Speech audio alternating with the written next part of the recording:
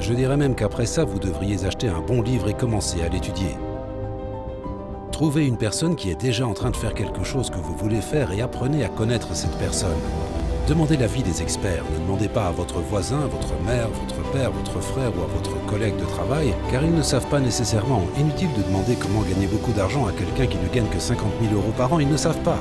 S'ils savaient, ils gagneraient sûrement beaucoup plus. N'allez pas voir un docteur malade si vous voulez être en bonne santé, donc trouvez quelqu'un pour obtenir des conseils. Achetez un très bon livre et arrêtez-vous et commencez à l'étudier.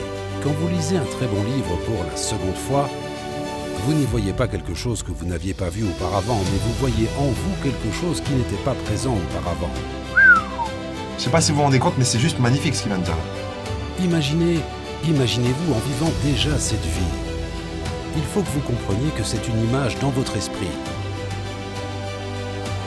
Quand vous ouvrez un livre, le livre n'est rien d'autre qu'une image qu'un écrivain a décrite à travers des mots.